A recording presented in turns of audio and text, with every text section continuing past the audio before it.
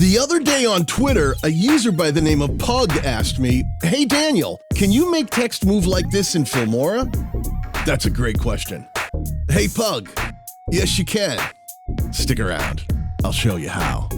Hit the subscribe button and click the notification bell to be part of the conversation. This video is sponsored by the good people at Filmora. The first thing you want to do is create a text track. So go into the upper left and click on the Titles tab. I'm going to use the search bar and just find the default titles and bring those down into my timeline. This has no specific animation or style to it. If you double left click on that track, in the upper left, you'll be able to modify this text. Let's change the actual words.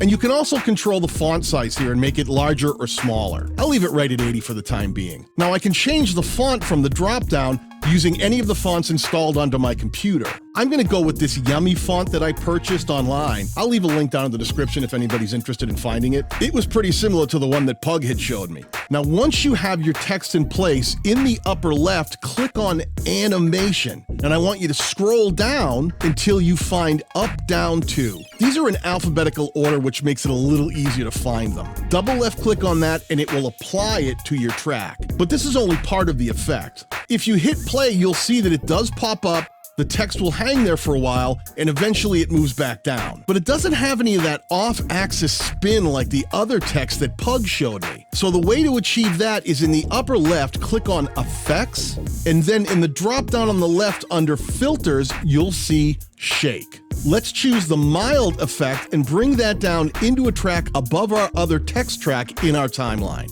Now you can stretch that out as long as you want.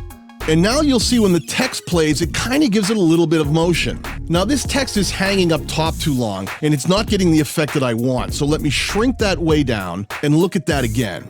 That quick bounce is much better for this effect. Now if you left click on that text track down in your timeline, you can control the amount of motion and twist that this text will receive from the effect. And if you want to add more lines of text, just right click on your text track in your timeline, choose Copy, right-click again, and paste it afterwards. Then you can left-click on that and change the text to whatever you want. Now this gives us multiple lines of bouncing text. But we're not done yet. Let me shrink down this extra effect, and I'm going to bounce this footage. And when I say bounce, I mean export it at a high resolution so that I can bring it back into my project with the effect already attached to it. You'll see why this is important in a minute. Let me get rid of everything in my timeline, go to my Media tab, and let's import that bounced footage.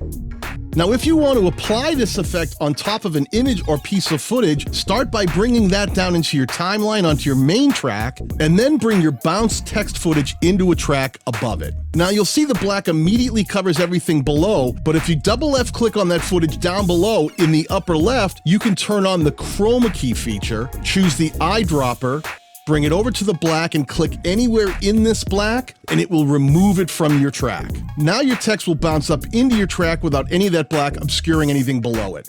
The reason we had to do it this way is if we had just applied the shake effect over the entire project, it would have made everything move. Which is cool if you actually want that to happen. But in this case, I want the background not to move at all and just replicate what Pug asked me about. Now, one other advantage you have of doing it this way is you can split these text tracks, separate them, and then you can control the speed and duration of each so that you can make them happen slower or more quickly. That will allow your text to either disappear or hang in your screen for the right amount of time that you need it to for your project.